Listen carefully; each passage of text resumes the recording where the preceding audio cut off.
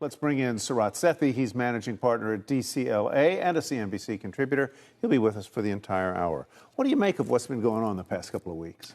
Look, I think we've had such a quick run this year. I mean, nobody expected the market to be up 10%. But what they did expect with that was that you're going to see some Fed cuts.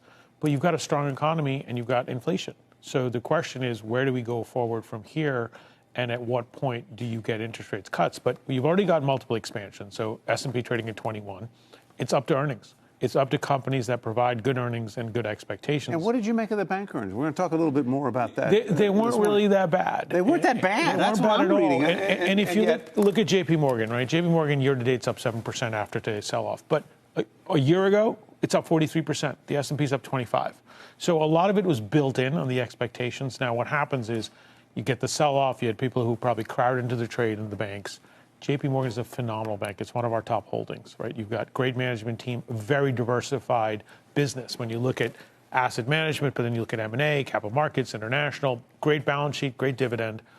And this is going to happen. But a 5% sell-off for a JP Morgan is pretty abnormal. So there must have been a lot of people who were kind of hiding out in there and then didn't see the expectations of, and they're pretty conservative. If you look at kind of the way they've always said they're going to do is, hey, we know that net interest income's not going to increase that much, but with rates the way they are right now and the economy as strong as it is, this bank's going to make a lot of money. The question is, does the economy start slowing and we don't get the rate cuts, right? And that's just not for the banks. That's for the overall stock market. So then what leads to that slowing? Because as I think you're pointing to, the fundamentals remain pretty strong and markets have been very resilient so far. I wonder if we can pull up a chart of the VIX over the last year. It's up 25% today, the volatility index approaching 20. What's changing in the market here? What's the character doing? I think the change is, hey, if we're going to not get rate cuts and the economy slows down, do we get a fear? And I'm just the word that nobody wants to hear is stagflation, right? Does the economy then start slowing down, but the Fed cannot cut rates just because inflation by itself is staying up?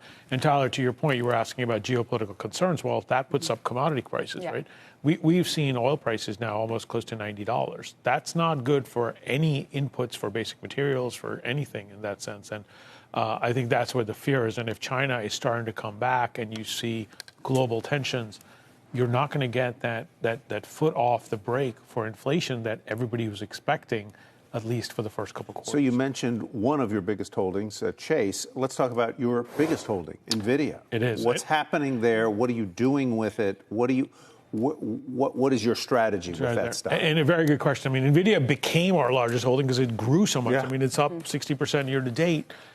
We've been cutting it back. I've been cutting it back almost $400. So, for new money coming in, I'm still not ready to put new money in for a new client.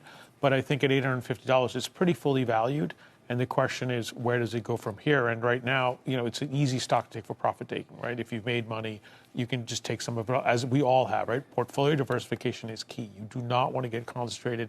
This stock was down 50% in 2022. So it can do that. It can do that. Yeah. It's very volatile. Again, it's a crowded trade. It's a lot of the momentum stocks, momentum investors and hedge funds have it. But it's a fabulous company.